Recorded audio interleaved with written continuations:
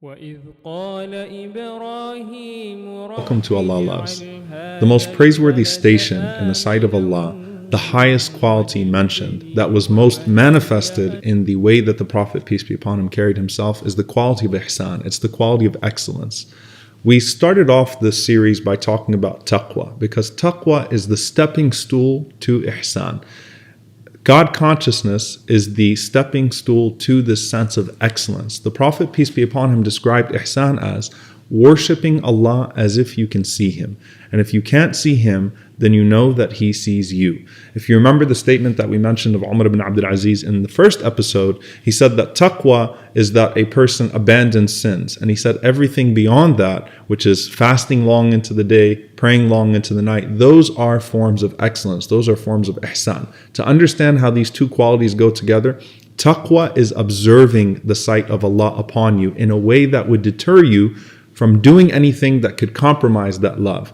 Ihsan is honoring the sight of Allah upon you in a way that would encourage you to do extra good deeds to earn that love at a greater degree, to even go further in earning that love of Allah subhanahu wa ta'ala. So it beautifies your obligatory deeds, and then it leads you to do deeds that aren't even expected of you, to hold yourself to higher standards, because you don't want to just be another average person. You don't want to just love Allah, you want to be in love with Allah. You don't want to just get by with your obligatory good deeds. You want to do more and more and more to distinguish yourself in becoming one of those who are especially loved by Allah. So Allah mentions throughout the Quran, Wallahu yuhibbul muhsineen. Almost an exact proportion, in fact, to the mentions of Allah's love to taqwa are Allah's love to ihsan, Allah's love to excellence. Ihsan is described in the Quran and in the Sunnah of the Prophet, peace be upon him, both in how we interact with Allah and how we interact with people. In regards to how we interact with Allah, we go beyond the obligatory and we do that which is voluntary. We don't look at the people around us, so whether other people are looking at us or not, we are always focused on only the sight of Allah subhanahu wa ta'ala upon us. And that shows itself, it demonstrates itself in the way that we rise above and the way that we try to beautify our deeds. The way that it manifests itself in our relationship with people. The first way that Allah actually breaks down ihsan is He talks about these different situations that you'll actually find yourself in life. الَّذِينَ يُنْفِقُونَ فِي السَّرَّاءِ وَالضَّرَّاءِ. Those who spend both in times of ease and in times of hardship. Now, spending in times of ease, you have a required amount that you're supposed to give in charity, and you have that which you're encouraged to give. So when that person is in ease, they give beyond their zakat, they give beyond that which is obligatory. They open their hands and their hearts in sadaqah and charity, and they give and they give and give. And when they're in hardship, just like they don't want Allah to stop providing for them and giving to them, even when they are distant or when they're doing things that should disqualify them from that sustenance, they too continue to give even when no one expects it of them, even when they're in hardship, because they understand that Allah is the provider and Allah is the one worth spending for. And no person goes into poverty for giving for Allah subhanahu wa ta'ala. So they move themselves to a different standard. They spend in ease and they spend in hardship. وَالْكَاظِمِينَ الْغَيْظَ. And they swallow their anger, even when their anger is justified. They don't just avoid doing the things that are haram in anger.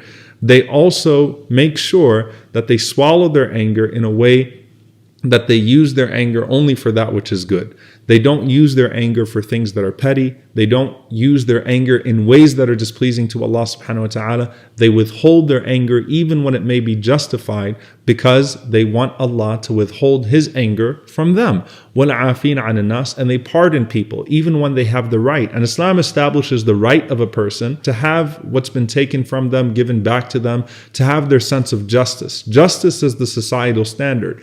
But when it comes to the personal level, when a person is placed in a position where they have the ability to forgive and to show mercy and to pardon, once justice has been afforded to them, they opt for a state of mercy. They opt for showing a greater degree of pardon and forgiveness, because that's what they seek from Allah. أَلَا تُحِبُّونَ يَغْفِرَ اللَّهُ لَكُمْ. Don't you want Allah to pardon you and to forgive you, even when you find yourself not deserving? So the way to describe ihsan is that you see the love of Allah through all of your interactions. And you aim for a higher degree of the love of Allah through all of your interactions. And because of that, you hold yourself to a higher standard in all of your interactions, whether it's in your worship or it's in your relationships, or it's in your work ethic. You're always holding yourself to a higher standard because the degree of love that you seek from Allah is that much higher.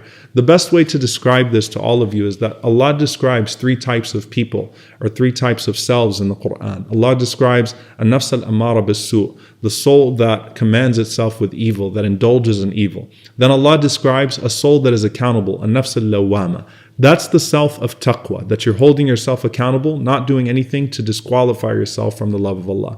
But the third one is an-nafs al-mutma'inna, the soul that is at peace with Allah. That is the self of ihsan. That's the person of excellence because they are at peace with the favor of their Lord, and they always see that pursuit of the favor of their Lord even in the most unfavorable situations in life. We ask Allah to make us from the muhsineen and to allow us to have the degree of the muhsineen and to be loved and to only find His excellent favor on the Day of Judgment and to only be amongst those who are motivated by His love primarily before anything else. Allahumma ameen. See you all next time, inshallah. Assalamu alaikum. من الناس فمن تبعني فإن